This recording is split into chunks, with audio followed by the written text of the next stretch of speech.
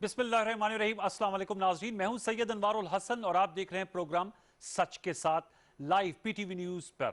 नाज़रीन, आज वज़ीर-ए-आज़म इमरान खान की सरबराही में वफाकी काबीना का इजलास हुआ। तवील इजलास रहा। बताया जाता है कि 6 से 7 घंटों तक मुशावरत होती रही और जो मौजूद थे वो मुल्क की मौशी और सियासी सूरत हाल। जाहिर सी बात है, corona virus tops the list. वज़ीर-ए-आज़म पाकिस्तान इमरान खान ने जो पेट्रोलियम मसनूआत में जो मसनूई की कमी की गई है, जो किल्लत का सामना है, इसका सख्त नोटिस लिया और वज़ीर-ए-आज़म ने पेट्रोलियम डिवीजन को हिदायत जारी की कि अगले 48 से 72 घंटों में जो मुल्क के मुख्तलिफ इलाकों में पेट्रोल और डीजल की कमी है, इसकी सप्लाई चेन को बहाल किया जाए। साथ में ये भी कहा गया और ये अहकामात दिए गए कि जो इस मसनूई किल्लत के सबब बनने हैं, उन अनासिर के भी खिलाफ सख्त एक्शन लिया जाए। दूसरी तरफ मुशीर खजाना को हिदायत जारी की गई कि जो पोल्ट्री की कीमतों में इजाफा हुआ है, इस सिलसिले में नेशनल प्राइस कंट्रोल कमेटी का इजलास तलब किया जाए और जो रिपोर्ट उस कमेटी की बात सामने आए वो काबीना की अगली नशिस्त में रखी जाए। चीनी के हवाले से वज़ीर-ए-आज़म इमरान खान ने इस अज़म का इजहार किया कि अब सिर्फ 9 शुगर मिल्स नहीं बल्कि 1985 से लेकर अब तक जितनी भी शुगर मिल्स हैं, 88 की तादाद बताई जाती है, उन सब का ऑडिट किया जाएगा और इस मामले को मंतकी अंजाम तक पहुंचाया जाएगा। उनका ये कहना था कि पाकिस्तान तहरीक इंसाफ एहतिसाब का नारा लेकर इंतखाबात में कामयाब होकर आई है और हरगिज इस पर कोई कॉम्प्रोमाइज नहीं होगा। इसके साथ साथ कोरोना वायरस के हवाले से प्राइम मिनिस्टर साहब का ये कहना था कि लॉकडाउन इसका हल नहीं है, हमारी मुल्क की मुआशी हालात इसकी इजाजत नहीं देते। एसओपीज को फॉलो करते हुए इसके फैलाव को महदूद किया जा सकता है। व्यूअर्स, ये आम नुकात हैं जो आज सामने आए फेडरल कैबिनेट के, इसको हमने आपके सामने रखा। आज की इस खसूसी नशिस्त में चूंकि रवां माह में नए माली साल का बजट भी पेश किया जाएगा, जिनको बजटरी प्रपोजल्स कहा जाता है, क्या तरजीहात होनी चाहिए, क्या फोकस होना चाहिए। कोरोना की वजह से आज वर्ल्ड बैंक की रिपोर्ट आई है कि बहुत सा नुकसान हुआ इस पेंडेमिक से और जो दुनिया की मजबूत इकोनॉमीज है वो भी लड़खड़ा रही हैं। हमारे पास फिस्कल स्पेस कितनी है? आईएमएफ से हमारा मुज़ाकरात जो हुए हैं उसमें बताया जाता है कि कुछ गुंजाइश पाकिस्तान ने निकाली है, चाहे वो सैलरीज के हवाले से बात हो या बिजली और गैस के बिलों में इजाफे को मुअख्खर करने के हवाले से बात हो। इस हवाले से हम जरूर गुफ्तगू करेंगे आज के सच के साथ के पहले सेगमेंट में। दो इंतहाई एमिनेंट पॉलिटिशियंस जो कॉमर्स मिनिस्टर रह चुके हैं हमें ज्वाइन करेंगे, हुमायूं अख्तर खान साहब और खुर्रम दस्तगीर खान साहब। एक वक्फे के बाद, एक छोटा सा वक्फा, उसके बाद लौट के आएंगे तो इन आम मौजूआत पर गुफ्तगू करेंगे। हमारे साथ रहिए, प्रोग्राम सच के साथ को देखते रहिए। वक्फा ले लीजिए।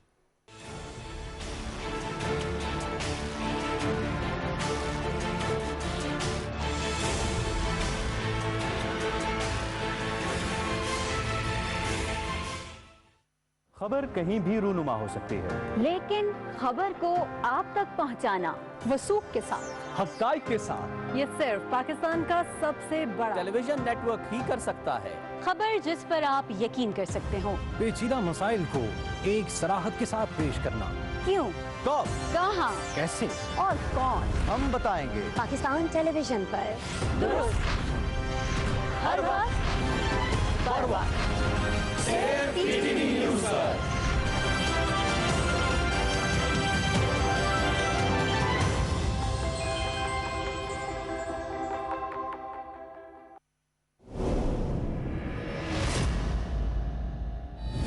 एक जानिब वो मोहब्बत है जिसने मेरी खातिर दुश्मन का तीर खाया और अब दूर है मुझसे। ये लिबास जो मुझे दुल्हन बनाने के लिए पहनाया गया है कफन साबित होगा। सलाहुद्दीन अय्यूबी के जानशीनों का मुहाफिज समझकर हमने जिस शख्स को हिफाजत की जिम्मेदारी दी, असल में वो शख्स सलीबियों का आलयकार। इंसान की लालच और इश्क, ये दोनों कमजोरियां किसी भी इंसान को तबाह और बर्बाद कर सकती हैं। अगर उन्हें रास्ते से न हटाया कुर्तो तो बहुत नुकसान हो जाएगा। अगर जंग में शहीद हो जाऊं मैं तो कोक्शी से निकाह कर लेना अर्थ।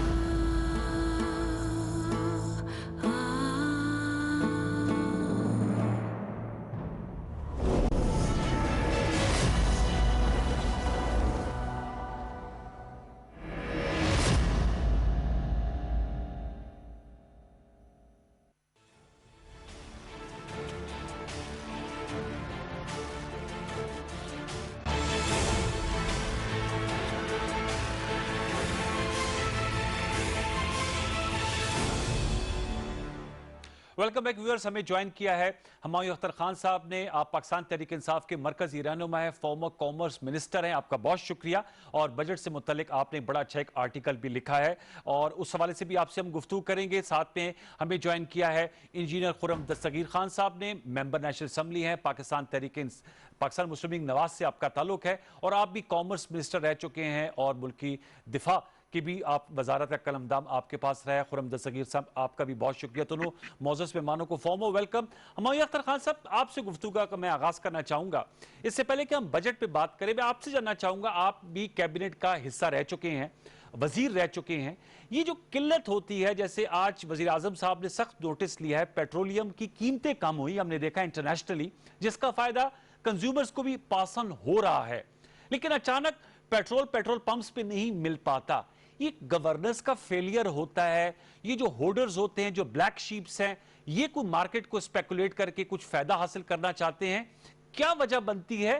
क्योंकि आज ये इशू आया है और ये इशू क्या एक पस मंजर है। मैंने देखा है कि खुर्रम साहब के दौर में भी शायद खाकान अबाई साहब उस वक्त वजीर पेट्रोलियम थे, अचानक पेट्रोल गायब हो गया था।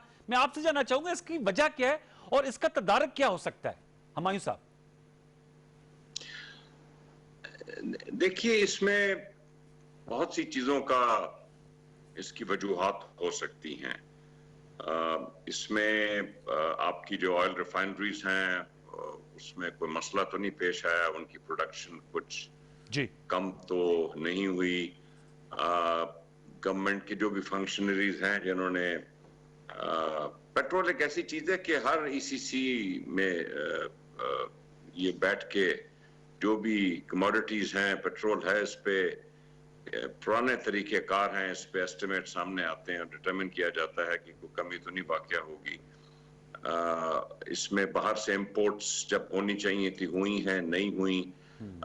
पेट्रोल ऑयल मार्केटिंग कंपनीज जो हैं, ये कोई छोटी छोटी कंपनीज नहीं है। इसमें ज्यादातर बहुत बड़ी बड़ी मल्टीनेशनल्स हैं, PSO है और रेपुटेबल कंपनीज हैं।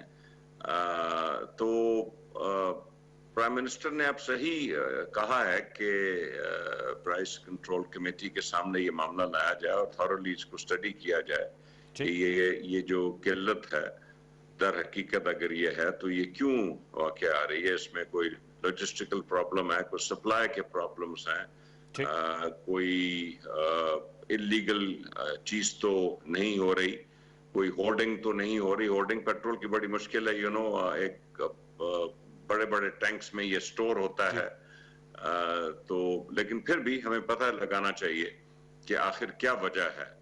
ठीक है, और यही सवाल खुर्रम साहब आपसे मैं करूंगा सर, क्या वजह हो जाती है? हुमायूं अख्तर खान साहब कह रहे हैं ऑयल मार्केटिंग कंपनीज है, बड़ी कंपनीज है, इंपोर्ट का इशू आ जाता है, उनको स्टॉक रखना भी उनकी जिम्मेदारी में शामिल होता है। मैं आपसे जानना चाहूंगा, आप भी माशाल्लाह फेडरल मिनिस्टर रहे हैं, ये क्या वजह होती है कि हमारे अचानक जो है पेट्रोलियम मसनूआत की किल्लत पड़ जाती है, फिर लोगों की लाइनें दर लाइनें होती हैं, उनको मुश्किलात का सामना करना पड़ता है?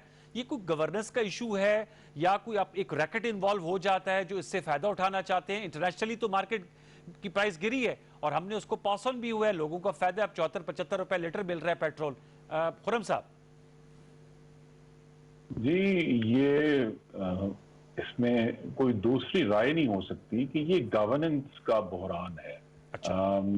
जब भी होगा ये, क्योंकि ये अब अगर आज मुल्क में आटा शॉर्ट है तो ये कौन सा बहरान है? या इतनी रिपोर्टें बनी हैं चीनी की, लेकिन चीनी की कीमत में 50 पैसे की कमी नहीं हुई, तो ये कौन जिम्मेदार है इसका?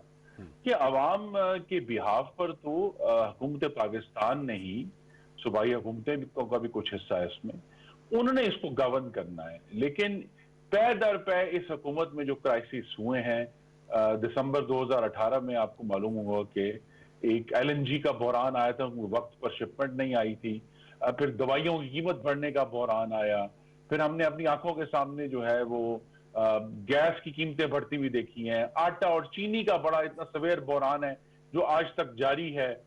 तो अब इसमें अगर तेल भी शामिल हो गया है जिसकी कोई मंतकी वजह समझ नहीं आती, क्योंकि पूरी दुनिया में कहीं शॉर्टेज नहीं है, बल्कि कुछ हफ्ते पहले तक तो कंपनियां लोगों को पे कर रही थी कि हमसे तेल उठा कर ले जाओ। तो ये पाकिस्तान के अंदर अगर कोई मखसूस हालात हैं जिसकी वजह से पाकिस्तानियों को इस कदर तकलीफ का सामना है, तो इसमें ये मौजूदा हुकूमत की नाकामी है। और चूंकि बैक वक्त इतने बहरान का सामना है, कोरोना भी है, टिड्डी दल का भी सामना है, आटे की कमी है, चीनी की कमी है, और अब जो है पेट्रोल की कमी है, तो ये एक बहुत मैं बड़े सोच समझ के लेकिन बड़ी दुखी दिल से ये बात कह रहा हूं कि हम एक जो है स्टेट फेलियर की तरफ लगता जा रहे हैं, जहां बैक वक्त हुकूमत कोई भी मामला जो है वो कंट्रोल करने के काबिल नहीं है, और बिल आखिर जो है वो अवाम जो उसके विक्टिम्स हैं, जो मजलूम है, उनको ब्लेम कर देते हैं कि जी इनकी वजह से ये हो रहा है, या कोई अशराफिया है जो लॉकडाउन करवा देता है, या कोई जो है ऐसी ना नजर आने वाली माफिया है जो। भाई बात यह है कि अभी तक जितनी भी इन्वेस्टिगेशन हुई हैं, अक्सर का जो खुरा है, जो सुराग है, वो वफाकी काबीना से निकला है, चाहे वो आईपीपी था, चाहे वो चीनी थी, चाहे वो आटा था, चाहे इससे पहले दवाइयां थी जिनके ऊपर आज नैब ने इन्वेस्टिगेशन भी शुरू की है। तो इमरान खान साहब को इससे पहले कि वो किसी गैर मरई माफिया को या कोई ऐसे वेस्टेड इंटरेस्ट को, पहले वो अपनी सफों में देखें, अपनी गवर्नेंस देखें। आपने दुरुस्त रेफरेंस दिया कि मुस्लिम लीग नून के दौर में भी हुआ था, लेकिन आपने ये देखा कि उसके फौरन बाद जो है वो सेक्रेटरी पेट्रोलियम को अपनी पोस्टिंग से हाथ धोना पड़े, उनको सजा मिली। इसी तरह इससे पहले जो है अभी पीआईए का इतना भयानक वाकया हुआ है कराची में, जब 2016 में गिलगित से जहाज आते हुए गिरा था, तो उस वक्त के चेयरमैन ने रिजाइन किया था, लेकिन यहाँ रिजाइन कोई नहीं करता, सिर्फ इंक्वायरियां और कमीशन बनाकर उसके ऊपर धुंध फैलाई जाती है। और अभी तक रिकॉर्ड इस हुकूमत का ये है कि चाहे वो दवाइयां हो, चीनी हो, आटा हो, तेल हो, हर सेक्टर को माफिया का नाम देकर बिल आखिर ये हुकूमत एनआरओ दे देती है। हमारे साहब इस पे आप कुछ कहें, फिर हम बजट पे जाएंगे, प्रपोजल्स पे। खुर्रम दस्तगीर साहब ने तो काफी आपके सामने तनकीद की है कि स्टेट का फेलियर से इसको ताबीर किया है।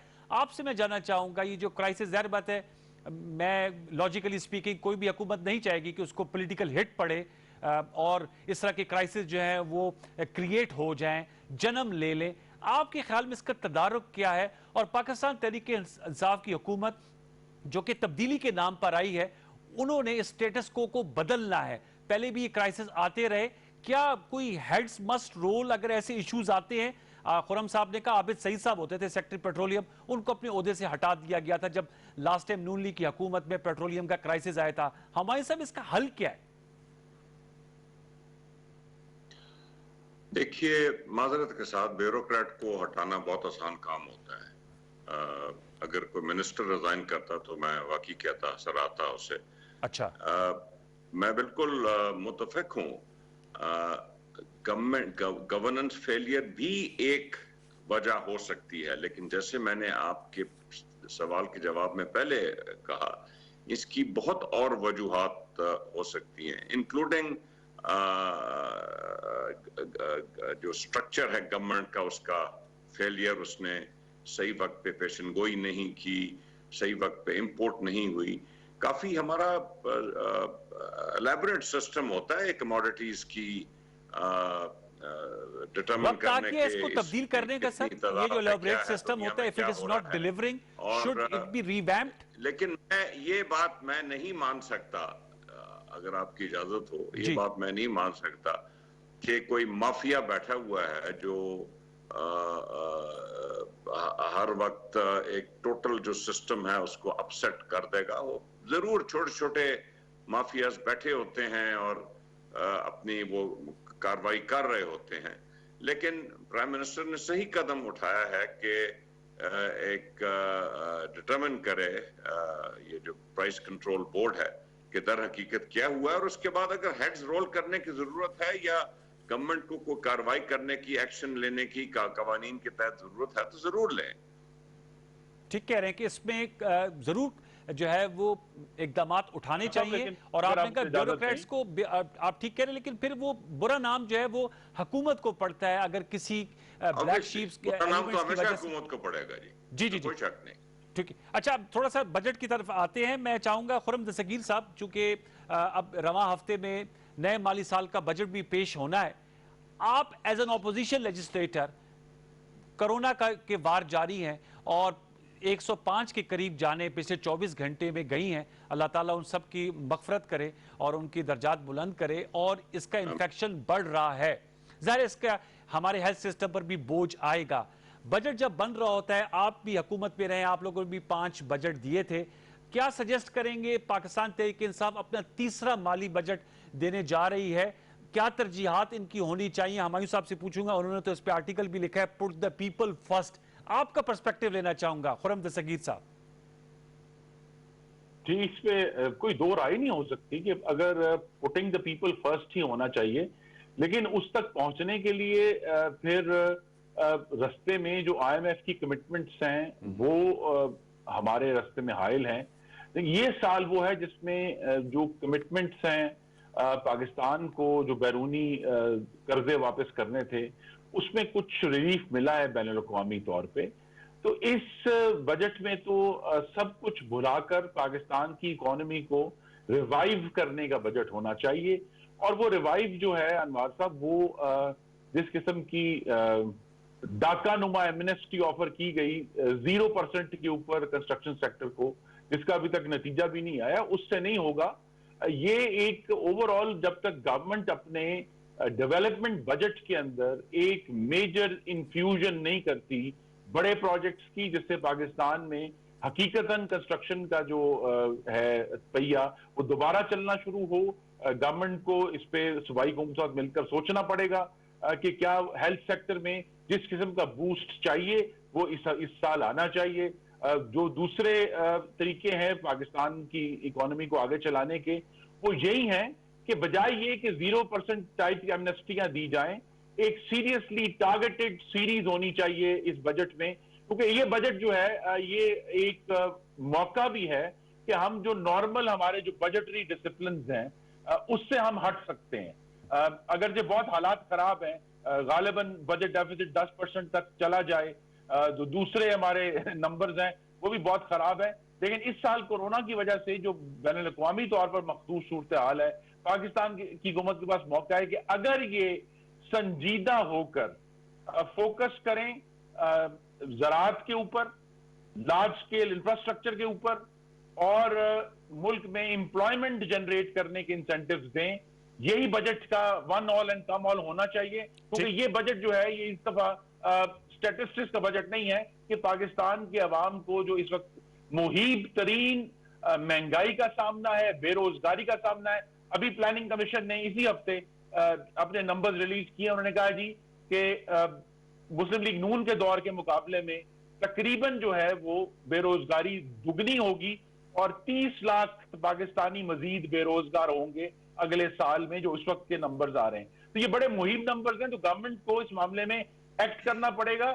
ابھی تک جس طرح میں نے کہا کہ اس حکومت کے گورننس کے بہت سنجیدہ مسائل ہیں, اس لیے ہم دیکھ رہے ہیں کہ اگر ایک وقت میں ایک بحران آئے نا تو آپ ڈیل کر سکتے ہیں, لیکن اگر ایک وقت میں ٹڈی دل بھی کا بحران بھی ہے, آٹے کی کمی کا بحران بھی ہے, پولٹری کا بحران بھی ہے, چینی کا بحران بھی ہے, پیٹرول کا بحران بھی ہے, اگر بیک وقت آدھا درجن بحران سامنے آئیں گے, اس کا مطلب یہ ہے کہ گورننس کا بہت بڑا فیلئر ہو چکا ہے. اس کو کریکٹ کریں تو آگے چلیں گے. ہمایوں اختر خان صاحب, آپ سے میں جاننا چاہوں گا, خرم صاحب نے کہا ہے کہ جو لارج سکیل جو کنسٹرکشن سیکٹر ہے, مینوفیکچرنگ سیکٹر ہے, لارج سکیل انفراسٹرکچر پروجیکٹس کو شروع کیا جائے, لیبر انٹینسو ہو, امپلائمنٹ کریشن ہو, اور اس کے ساتھ ساتھ انہوں نے کہا اکنامک ریوائیول کی طرف جانا ہمیں پڑے گا. میرے خیال میں آپ کا جو کالم ہے انہی نکات پر محیط ہے. یو وانٹ ٹو ایڈ آن, آپ سمجھتے ہیں کہ یہی پی ٹی آئی کی حکومت کو فوکس ہونا چاہیے؟ دیکھیے, میں آپ سے گزارش کروں کہ اس وقت دیکھتے ہیں ہو کیا رہا ہے. جی, یہ کووڈ-19 کی سچویشن میں ہو یہ رہا ہے کہ گورنمنٹ کے جو ریونیوز ہیں وہ بہت ہی سیریسلی افیکٹ ہوئے ہیں, اور گورنمنٹ کے جو خرچے ہیں وہ بڑے ہیں. آبویسلی ہیلتھ سیکٹر میں خرچے گورنمنٹ کے بڑھ رہے ہیں اور بھی بڑھیں گے. جو ہم نے احساس پروگرام کے ذریعے جن لوگوں کی نوکریاں گئی ہیں ان تک پیسے پہنچانے ہیں, وہ خرچے بڑھیں گے. ڈیفینیٹلی یہ اس بجٹ میں میں سمجھتا ہوں ترجیحات بھی ہوں گی پی ٹی آئی کی. نمبر 1 کہ لوگوں کی جان کی حفاظت کی جائے, اور اس میں جتنا بھی خرچہ درکار ہے وہ کیا جائے, اس میں کوئی کمی نہ دکھائی جائے. ہسپتالوں کو اپ گریڈ کیا جائے, ہیلتھ ورکرز کے PPEs, testing kits, ventilators, ICU को upgradation number 1 priority. Number 2 priority जिन लोगों की नौकरी खत्म हुई है, और देखिए ये सारा फॉर्मल सेक्टर में नहीं, इनफॉर्मल सेक्टर में बहुत ज्यादा नौकरियां होती हैं, माइक्रो बिजनेसेस में, इनफॉर्मल सेक्टर में। इन लोगों तक एहसास प्रोग्राम के जरिए और सूबाई हुकूमतें भी राशन पहुंचाएं, पैसे पहुंचाएं, ताकि इनके घरों का सिलसिला कुछ हद तक चलता रहे। तीसरी ये चीज है कि माल को बचाना है मुल्क में, चाहे वो बड़ी इंडस्ट्री है, चाहे एग्रीकल्चर है, चाहे SMEs हैं, चाहे परचून की दुकान है, चाहे टायर वाले की दुकान है, चाहे खोखा है, चाहे करियाने की दुकान है, ये सब सरवाइव होनी चाहिए। बैंकरप्सीज को हमें बचाना चाहिए, नौकरियों को हमने बचाना है। इसके इक़दामात गवर्नमेंट भी लाएगी, स्टेट बैंक ला रहा है, गवर्नमेंट भी लाई है काफी इक़दामात, इनको आगे बढ़ाना चाहिए। अब इशू आता है जी कि पॉजिटिव चीज क्या हो रही है जी, इंटरेस्ट रेट्स 5-5.5% कम हुए हैं। जब इंटरेस्ट रेट्स कम होते हैं तो 100% जो डोमेस्टिक डेट है, जो अंदरूनी मुल्क हुकूमत का डेट है, उस पे बड़ा सिग्निफिकेंट डेट सर्विसिंग चार्ज में कमी आएगी। ये हमारे लिए एक पॉजिटिव चीज हुई है और हमें कोई फिस्कल स्पेस मिली है। नेगेटिव चीज क्या हो रही है, एक्सपोर्ट्स, क्योंकि आपकी जो 2 सबसे बड़ी मार्केट्स हैं, अमेरिका की, यूरोपियन यूनियन की, उसमें आपको पता है क्या हालात हैं, वो बिल्कुल स्टैंड स्टिल पे इकोनॉमीज। हमारी एक्सपोर्ट की सबसे बड़ी मार्केट्स है, ऑब्वियसली एक्सपोर्ट नीचे जाएंगी और जा रही हैं। हमारा जो सारी दुनिया से जो रेमिटेंसेस आ रही हैं, बिलखुसूस जो मिडल ईस्ट से बहुत ज्यादा आती हैं, हमारी सऊदी अरेबिया, UAE, अमेरिका से, बरतानिया से, इनमें कमी वाकया होगी। ये बैलेंस ऑफ पेमेंट इश्यूज आएंगे। बैलेंस ऑफ पेमेंट इश्यूज के लिए हम प्राइम मिनिस्टर ने ऑलरेडी अपील की है मल्टीलैटरल फाइनेंशियल इंस्टीट्यूशन से, जिसके मस्बत नतायज आ रहे हैं। G20 ने ऐलान किया है मोरेटोरियम देने का। ये इसमें हमें कुछ फायदा देंगे। IMF से क्या नेगोशिएट हम लोग कर सकते हैं हमायूं अख्तर खान साहब? IMF की भी कड़ी शराइत होती है। देख रहा हूं तो हमारे पास ना सिर्फ फिस्कल स्पेस बल्कि बैलेंस ऑफ पेमेंट की भी हमें कुछ रिलैक्सेशन आगे नजर आ रही है। अब आखिरी चीज मैं कहूंगा, फिर मैं बहुत लंबा बोल लिया हूं। देखिए आखिरी चीज ये है कि फिस्कल स्टेबिलिटी सिर्फ हमारा ऑब्जेक्टिव नहीं होना चाहिए। हमने माजी में देखा है कि हम फिस्कल स्टेबिलिटी की तरफ टारगेट करते हैं, IMF प्रोग्राम आते हैं और उसके बाद जो थोड़ी बहुत एक रिवाइवल आता है, ग्रोथ आती है, वो बड़ी शॉर्ट लिव्ड होती है और हम फिर उसी क्राइसिस में चले जाते हैं। तो हमारे लिए ये वेकअप कॉल होनी चाहिए। अब जो हमें अगर गुंजाइश मिली, जो कि मैं उम्मीद करता हूं मिलेगी, स्पेस मिली, तो हम ऐसे रिफॉर्म्स लाएं। और मेरी नजर में रिफॉर्म एक ही है जी, कि अपने रुपए को जो जेन्युइन वैल्यू है उस पर रखें और आप अपनी एक्सपोर्ट्स को तरजीह दें और इंसेंटिव्स ऐसे दें कि हम ग्रेजुअली वैल्यू एडेड एक्सपोर्ट्स की तरफ बढ़ते जाएं। वरना हमारी एक्सपोर्ट पिछले 25-30 साल से, और मैं यकीन से कह सकता हूं खुर्रम एग्री करेगा, is been commerce minister, stagnant इसीलिए है कि हम जिस तेजी से हमें वैल्यू एडेड एक्सपोर्ट्स की तरफ जाना चाहिए था, हम गए नहीं। ओके, खुर्रम दस्तगीर साहब, आप समझते हैं कि ये अच्छी सजेशंस हैं कि वैल्यू एडेड एक्सपोर्ट्स की तरफ जाना चाहिए, फिस्कल स्टेबिलिटी की बजाय हमें इकोनॉमिक ग्रोथ की तरफ अब बढ़ना होगा। IMF से हम क्या फेवर ले सकते हैं? मीडिया में रिपोर्ट हुए हैं कि कामयाब मुज़ाकरात हुए हैं और जो तनख्वाहों और पेंशन में इजाफे पे रजामंद कर लिया गया है। साथ में जो यूटिलिटी बिल्स हैं बिजली गैस के, वो भी अक्टूबर-नवंबर तक नहीं बढ़ाने पर आमादगी जाहिर हो गई है IMF की जानिब से। तो आप समझते हैं कि मेजर रिलीफ ले लिए गए IMF से? और आप इस नुक्ते को कैसे बयान करेंगे कि आपको अपनी एक्सपोर्ट्स बढ़ानी होगी, रुपए की सही कदर जो उसकी एक्चुअल वैल्यू है उस पर रखना होगा? जो हुमायूं साहब ने बातें की हैं उससे मैं बिल्कुल एग्री करूंगा, लेकिन जो 2 बातें रह गई वो मैं ऐड कर देता हूँ। एक तो एग्रीकल्चर में बहुत सीरियस बहरान आएगा टिड्डी दल की वजह से जी, और उसका जो इम्पैक्ट है वो सिर्फ एग्रीकल्चर में फूड क्रॉप्स के अलावा हमारे लाइव स्टॉक सेक्टर पे भी पड़ेगा। जानवरों का चारा तक खा गया है टिड्डी दल जो है, जो हमारे साउथ के इलाके हैं वहां। تو اس کے لیے حکومت کو اس بجٹ میں بہت سنجیدگی سے تیاری کرنی ہے کہ پاکستان میں اگر میجر کراپس شارٹ ہوتی ہیں، دوسرے ایشوز شارٹ ہوتے ہیں اور یہ آپس میں کنیکٹڈ ہیں سب چیزیں، تو اس کے لیے ایگریکلچر کے اوپر بھی ہمیں فوکس کر کے ان کے لیے کوئی ریلیف پیکیج دینا پڑے گا۔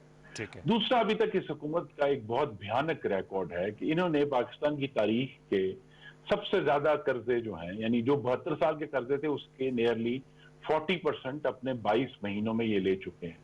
لیکن یہ قرضے وداؤٹ ڈیولپمنٹ ہے نا جی، ابھی تک it has been dead without development. یہ حکومت کوئی پروجیکٹ، کوئی انفراسٹرکچر، کوئی ٹریڈ انفراسٹرکچر، کوئی پورٹس، کچھ بھی ریکارڈ پر عوام کے لیے نہیں دکھا سکے۔ اتنے جو مہیب قرضے لیے ہیں وہ کدھر گئے ہیں؟ جو ایم ایل کا پروجیکٹ ہے خرم دستگیر صاحب، وہ بھی تو ابھی پچھلے دنوں اس کی اپروول ہو گئی ہے، میرے خیال میں 70-72 سالوں بعد کراچی سے جو ہے وہ اینڈ تک گلگت تک جو ہے نئی ریلوے لائن بچھائی جائے گی، اور سی پیک فیز 2 کی بات کی جا رہی ہے۔ آپ سمجھتے ہیں یہ ان کے لیے استعمال نہیں ہوگا؟ میری استدعا یہی ہے کہ یہ حکومت جو ہے اس کا ابھی تک ڈیٹ وداؤٹ ڈیولپمنٹ کا ریکارڈ ہے، یہ اس بجٹ میں اس کو توڑیں، اور اگر ڈیٹ ٹھیک ہے پاکستان کو لینا ہوتا ہے، لیکن اس کے ساتھ ایک میجر ڈیولپمنٹ پش جب تک گورنمنٹ نہیں کرے گی، پاکستان کا پرائیویٹ سیکٹر جو ہے وہ لیگ کرتا ہے گورنمنٹ کے پیچھے۔ جب گورنمنٹ موو کرے گی تو وہ بھی موو کرنا شروع ہوگا، اور اسی طرح جو ہے اب جو ایک لانگ سٹینڈنگ ریفارم ڈیو ہے، جو تیسری بات میں کروں گا وہ یہ ہے کہ پاکستان میں جو اسمال اینڈ میڈیم انٹرپرائزز، بلکہ اب دنیا میں استعمال ہوتا ہے micro and small and medium enterprises, مز ان کو سپورٹ کرنے کے لیے بینکنگ سسٹم کے ذریعے کوئی نیا طریقہ وضع کرنا پڑے گا، کیونکہ یہ ایسی چھوٹی ہماری صنعتیں ہیں یا چھوٹے ادارے ہیں جو اب اس وقت کے بہت مشکل بینکنگ ریگولیشن کی وجہ سے قرضے نہیں لے پاتے، وہ گرو نہیں کرتے، ایکسپینڈ نہیں کرتے، نئی نوکریاں جنریٹ نہیں ہوتی۔ اس پہ بھی اسٹیٹ بینک کو بیٹھ کر سوچنا پڑے گا حکومت کو کہ بھئی یہ جو اسمال اینڈ میڈیم انٹرپرائزز ہیں جن کے پاس بہت بڑے کولیٹرل نہیں ہے بینک کو دینے کے لیے، ان کو کس طرح قرضے دے کر انکریج کیا جا سکتا ہے کہ وہ ڈیولپ کریں، ایکسپینڈ کریں، نوکریاں بڑھائیں، اپنی پروڈکشن بڑھائیں۔ اصل میں تو جو کسی بھی اکانومی کی بیک بون جو ہے جابز کے لحاظ سے وہ اسمال اینڈ میڈیم انٹرپرائزز ہوتی ہیں، وہی جو ہے پوری دنیا میں نئے جاب، جب تک ان کے لیے آسانی نہیں پیدا کی جائے گی بینکنگ سسٹم کے ذریعے جس کے ذریعے وہ گرو کر سکیں، سروائیو کر سکیں، تو یہ بھی اس بجٹ کا بہت اہم حصہ ہونا چاہیے۔ ٹھیک ہے، آپ نے عام نکات بتائے۔ ہمیں اختر خان صاحب میں آپ سے جاننا چاہوں گا، ایک تو یہ بتائیے گا جو ڈیٹ وداؤٹ ڈیولپمنٹ، یہ تو ڈیٹ وداؤٹ ڈیولپمنٹ کی آپ نے بات کی، تو اس حوالے سے تو پی ٹی آئی الزام لگاتی تھی کہ قرضے انہوں نے زیادہ لے لیے ہیں، پی ایم ایل نے، پیپلز پارٹی نے، آج تو خرم دستگیر خان صاحب یہ الزامات آپ لوگوں پر لگا رہے ہیں، اس کا کیا جواب ہوگا؟ اور جو ایگریکلچر سیکٹر ہے اس کو کیسے بچایا جا سکتا ہے؟ میں ابھی اور میں ایس ایم ایز کا بھی جواب دیتا ہوں۔ جی پلیز۔ دیکھیے، میں گزارش کروں کہ ڈیٹ جو ابھی ہمارے دور میں بڑا ہے، اس میں بیشتر حصہ بلکہ آلموسٹ 50% جو ہے وہ ڈی ویلیویشن کی وجہ سے، 5000 بلین تو صرف ڈی ویلیویشن کا افیکٹ اس میں آتا ہے، کیونکہ آپ کے جو فسکل اکاؤنٹس ہیں وہ روپوں میں ہوتے ہیں۔ اگر آپ کا روپیہ ڈی ویلیو کیا ہے تو آپ کا ڈالروں میں قرضہ وہی رہے گا لیکن روپوں میں وہ بڑھ جائے گا۔ کچھ نیا قرضہ بھی ڈیفینیٹلی آیا ہے۔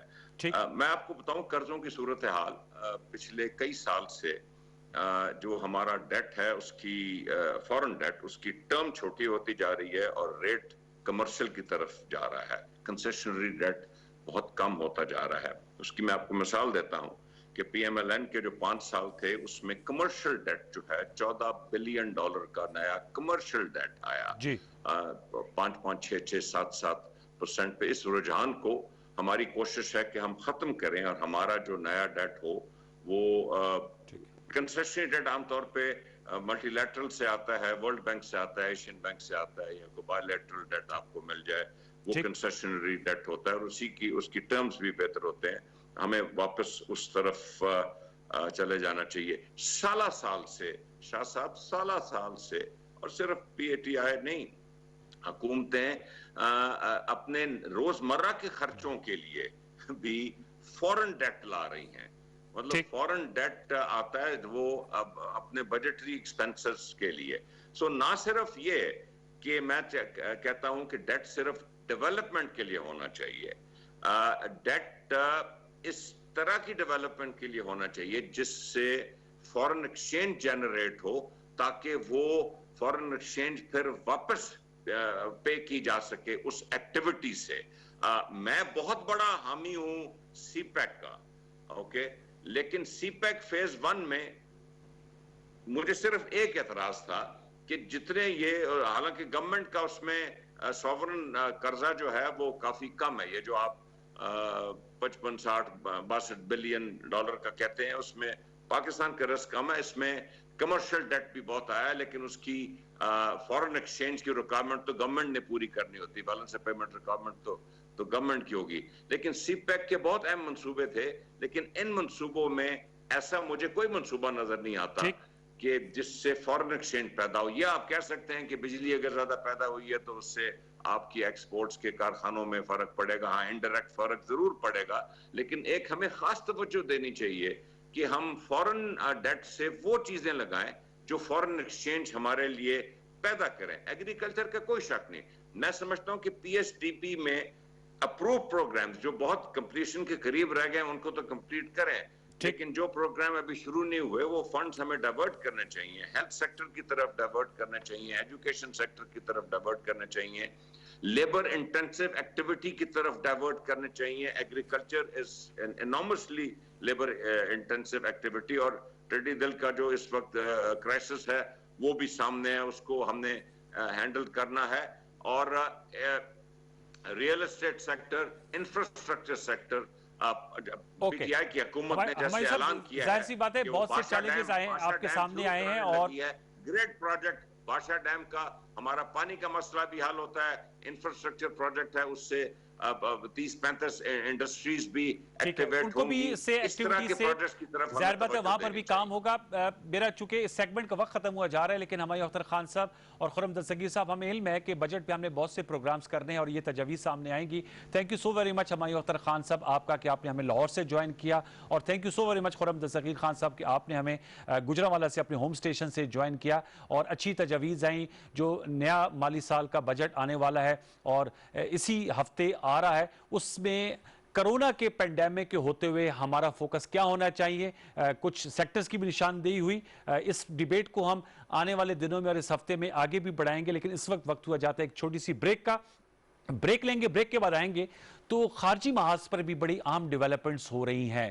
آج بڑا زبردست جواب دیا ہے شاہ محمود قریشی صاحب نے, وزیر خارجہ جو ہیں, جو امت شاہ نے بھارت کی جانب سے بڑک ماری ہے, اس کا انہوں نے جواب دیا ہے کہ پاکستان کی جانب میلی نگاہ سے نہ بھارت سوچے اور نہ ہی کسی حملے کی تیاری کرے, کیونکہ جیسے پہلا انہوں نے کیا تھا پلوامہ کے بعد ایک بالا کوٹ میں ایک سٹرائکس کی تھی جس سے ہمارے درخت جو ہیں وہ شہید ہوئے تھے, اس کا دندان شکن جواب ملا تھا. اگر ایسا ہی حرکت دوبارہ کی تو اس ناپاک حرکت کا اتنا ہی زبردست جواب دیا جائے گا. اس پر بھی بات کریں گے. افغانستان میں پائیدار امن کے لیے پاکستان کا کیا رول ہے, اس پہ پاکستان کیا رول ادا کر رہا ہے. Army chief general Qamar Javed Bajwa صاحب بھی آج ایک روزہ دورے پہ کابل میں موجود تھے. دو طرفہ تعلقات, بارڈر مینجمنٹ پہ بات ہوئی. تمام نکات پر گفتگو کریں گے. ایک چھوٹے سے وقفے کے بعد ہمیں جوائن کریں گے جو قائمہ کمیٹی قومی اسمبلی کی ہے, ان کے چیئرمین ہے سنٹوانا صاحب, اور ممبر قومی اسمبلی بھی ہیں, ان سے بات کریں گے, ان کی رائے آپ تک لے کر آئیں گے. ایک چھوٹا سا وقفہ لے لیجئے.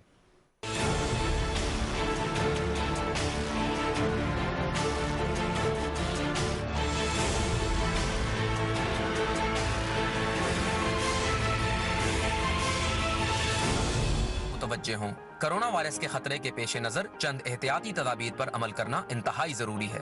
بائیو میٹرک حاضری پر پابندی عائد کریں, تھرمل سکیننگ کی سہولت یقینی بنائیں, ملازمین کے لیے ماسک اور دستانوں کا استعمال یقینی بنائیں, داخلی اور خارجی راستوں پر سینیٹائزرز کی دستیابی یقینی بنائیں, ملازمین کو 8 گھنٹے کے دورانیے کے حساب سے 2 شفٹوں میں تقسیم کریں. کرونا وائرس کی علامات کی صورت میں متاثرہ ملازم کی دفاتر یا کام کی جگہ پر آنے جانے پر پابندی عائد کریں. آگاہی مہم کے حوالے بینرز آویزاں کریں. दफातर में या काम करने वाली जगह पर बार बार हाथ धोने की सहूलत मौजूद हो। मालिकान और कारकुनान के कपड़ों को जरासीम से पाक करने के लिए स्प्रे करें। ऐसे वर्कर्स जिनमें कोरोना की अलामत जाहिर हो जाएं, उनके लिए आर्जी कयामगाह या करंतना कमरे का इंतजाम किया जाए ताकि उनको टेस्ट रिजल्ट आने तक करंतना किया जा सके। स्टाफ के दफातर या काम की जगह आने जाने के लिए ज़राए आमद-ओ-रफ्त में एहतियात बरती जाए ताकि हजूम से बचा जा सके। स्टाफ को इस बात का पाबंद बनाया जाए कि काम के दौरान या कोई चीज खाते हुए एक दूसरे से कम 2 मीटर का फासला रखा जाए। इन एहतियाती तदाबीर पर अमल करें, खुद भी महफूज रहें और दूसरों को भी महफूज रखें।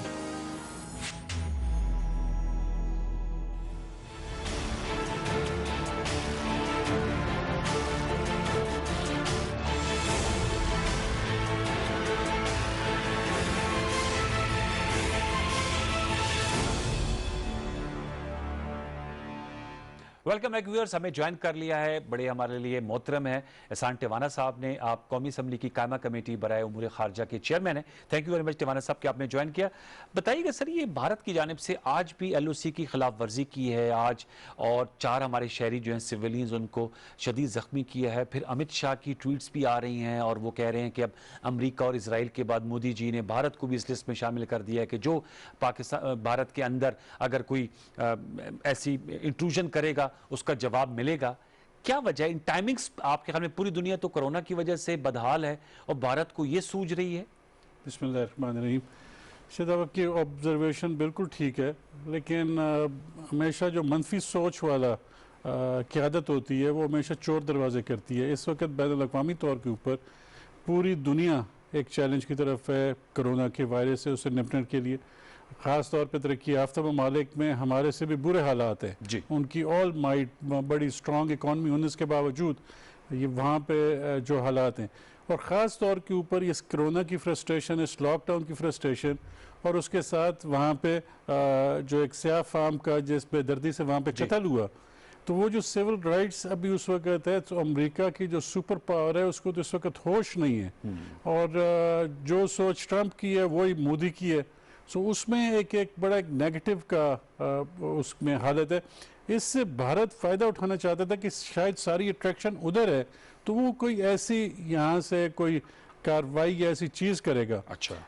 लेकिन उसका जो हम सुनते हैं गिलगित बल्तिस्तान के अंदर वो बार बार कहते हैं कि जी हमने वहाँ पे कोई जारियत करनी है, तो मेरे ख्याल के अंदर इसकी जुर्रत नहीं करेंगे। पाकिस्तान गवर्नमेंट ने, पाकिस्तान की अवाम ने, पाकिस्तान की फोर्सेस ने बड़ा कैटेगोरिकल जवाब दिया। एक तरफ हम अपनी डिप्लोमेसी से कश्मीर का कॉज बहुत अच्छे तरीके से बैनुल अक़वामी तौर पर लड़ रहे हैं। अब इस वक्त बैक बर्नर पे तो नहीं चला? नहीं, बैक बर्नर पे नहीं है, ये तो कोरोना वाली वो मेजर एक क्राइसिस वाली सूरत आ गई ना। लेकिन उसने कहाँ पे कोई सियासी इंटरनेशनल फोरम के ऊपर इंडिया ने क्रेडिबिलिटी या उसके ऊपर किसी की हिमायत ली हो। खातिर हमारा एक बहुत बड़ा केस और कश्मीरियों की हमदर्दी का केस बड़ा, और ऐसी सूरत के अंदर अगर वो बिल्कुल पाकिस्तान इज़ वेरी क्लियर कि अगर उसने जारहियत की तो पाकिस्तान उसको अपनी पूरी माइट से जवाब देगा, और इंशाल्लाह हम ताकत रखते हैं। हमें इस चीज़ का एहसास है कि इंडिया इस वक्त दुनिया का तीसरा बड़ा मुल्क है जिसने अपना दिफा के अंदर खर्च किए, लेकिन it's not the gun, it's a man behind the gun. जो हमारे अवाम, हमारी फौज का जज्बा है, इंशाल्लाह उसके अंदर वो कभी ऐसी जुर्रत नहीं करेगा। लद्दाख में हजीमत उठानी पड़ रही है भारत को, वो भी वजह हो सकती है डिस्ट्रैक्शन करने के लिए, क्योंकि जाहिर बात है अब तो इस कोशिश में है कि कोई डिप्लोमेटिकली, कोई पॉलिटिकली ये मामला तय हो जाए। आप समझते हैं, और जाहिर बात है अवाम का जो जैसे नरेंद्र मोदी की एक पोस्चरिंग है, तो उस पोस्चरिंग में उनको काफी जक पहुंची है, उस हजीमत को छुपाने के लिए भी मेरे ख्याल है उनको हर फ्रंट पे एम्बेरसमेंट हो रही है। वो जो एक महाभारत का ढोंग रचाया है और उसकी मीडिया ने उसके साथ मिल के कि हमने पता नहीं यहाँ अपने जितने पड़ोसी हैं उनके ऊपर हैवी होने, लेकिन चाइना जैसा ठंडे मिजाज वाला मुल्क, वहाँ पे किसी शख्स की सोच नहीं, इदारों की सोच चलती है, और सोच वो अपनी प्लानिंग करते हैं अगले 50 साल 100 साल, और बहुत कुछ बर्दाश्त करते हैं। उन्होंने देखी कितनी जारियत अमेरिका की बर्दाश्त की, लेकिन अपना कंपोजर रखा उन्होंने अपना उसको बिजनेस के ऊपर। तो यहाँ के ऊपर अगर भारत ने उनको इस लहज पे लाया, इतना इंटिमिडेट किया है, तो ये सोचने वाली बात है। ہمارے پاس آپشنز کیا ہیں؟ ایک تو غیر بت شاہ محمود قریشی صاحب نے دو ٹوک اور واضح پیغام دیا ہے، جواب دیا ہے. وزیر اعظم عمران خان صاحب تو بہت ایکٹیو ہیں اپنے ٹویٹر پہ، اور وہ پوری دنیا کی توجہ بھی مبذول کراتے رہتے ہیں کہ مودی فاشزم میں کیا کیا ہو سکتا ہے. یہ جو سیفرائزیشن آف پالیٹی ہے انڈیا کی، اور کرونا وائرس میں بھی مسلمانوں کو، بھارتی مسلمانوں کو مورد زحمت ہے. آپشنز ہمارے پاس کیا ہیں؟ چونکہ آپ ایک قومی اسمبلی کی قائمہ کمیٹی برائے امور خارجہ کے چیئرمین ہیں، فارن آفس والے آپ کو بریف بھی کرتے ہوں گے. What options do we have? جو ابھی تک شاہ صاحب جو نیشنل اسمبلی کا مینڈیٹ، عوام کا مینڈیٹ وزیر اعظم کی پالیسی ہے جی، وہ تو کلیئر اس کے اوپر ہے کہ ہماری طرف سے ڈپلومیٹکلی، مورلی ہم کشمیر کی سپورٹ رکھیں گے، کسی جارحیت کو برداشت نہیں کریں گے. ہماری طرف سے پہل نہیں ہوگی، لیکن ہم یہ نہیں کریں گے کیونکہ پہل کرے گا تو ہم سوچیں گے. That decision is there and it has been shown in the past کہ اگر آپ بڑھیں گے تو پھر تیار رہیں، we'll hit you، اور اپنی مرضی سے اور اپنی ٹائمنگ چوز کرتے ہوئے.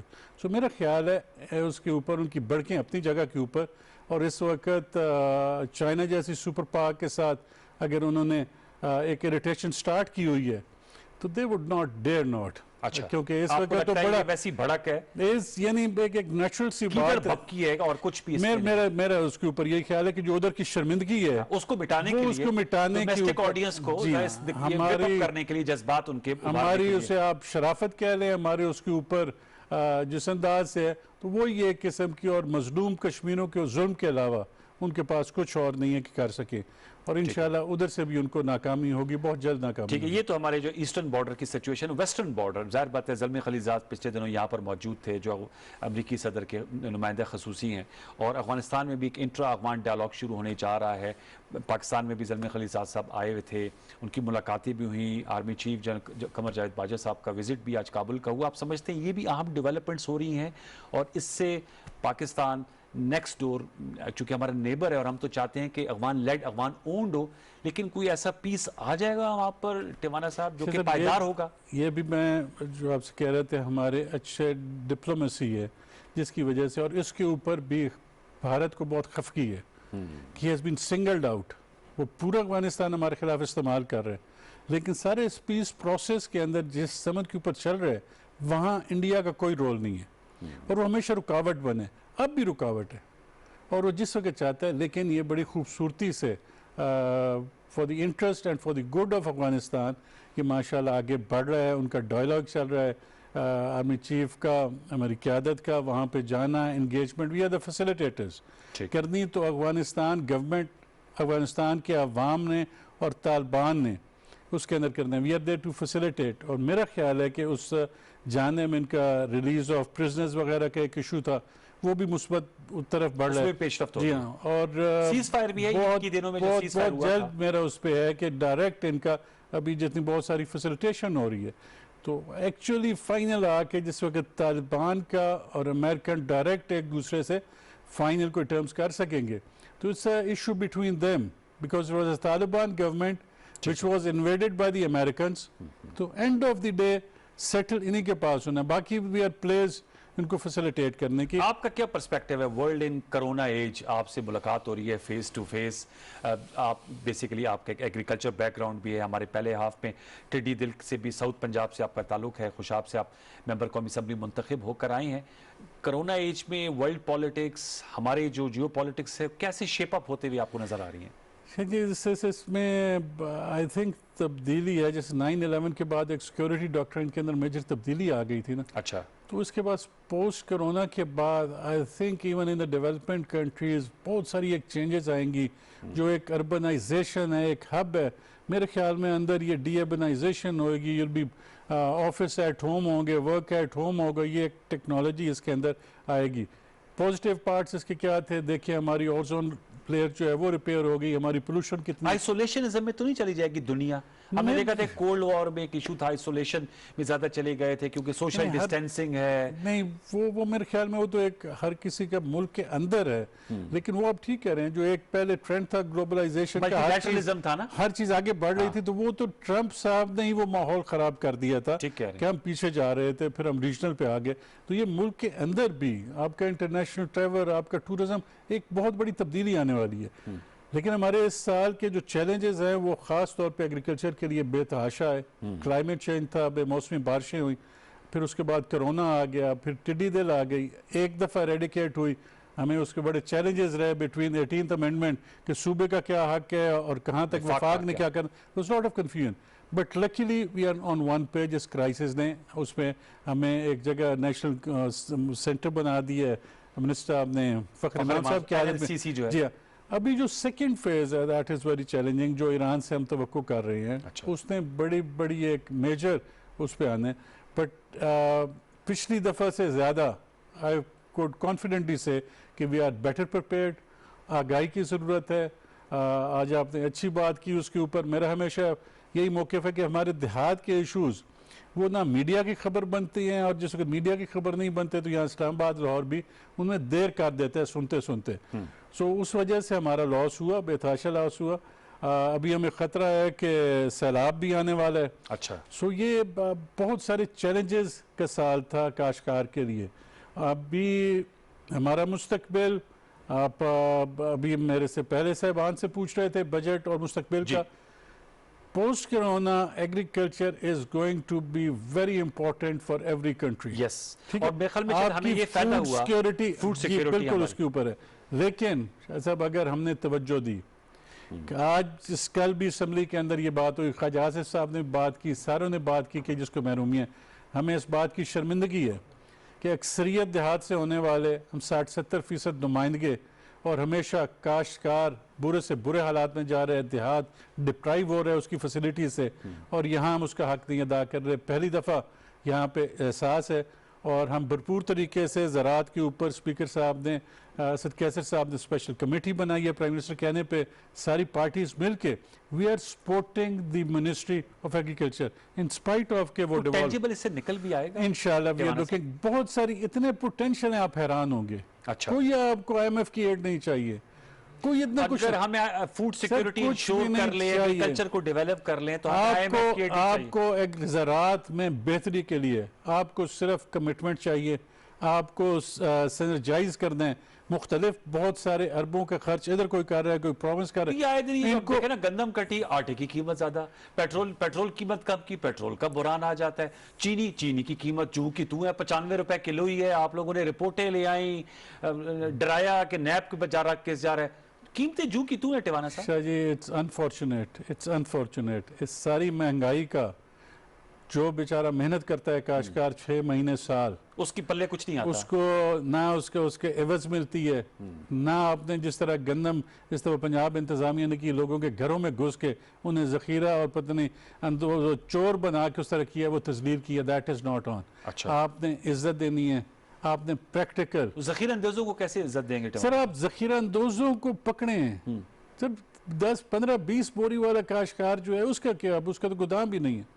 وہ ایک بڑی غلط ایک پالیسی ہے, لیکن ہماری پالیسیز مسلسل غلط بنتی آ رہی ہیں. یہاں ویسٹڈ کارٹلز ہیں, یہاں شوگر مافیا ہے, یہاں پہ ٹیکسٹائل مافیا ہے, یہاں پہ فلاور مافیا ہے, یہ سارے اپنے آٹو انڈسٹری مافیا, یہ سارے ڈکٹیٹ کرتے ہیں بجٹ میں.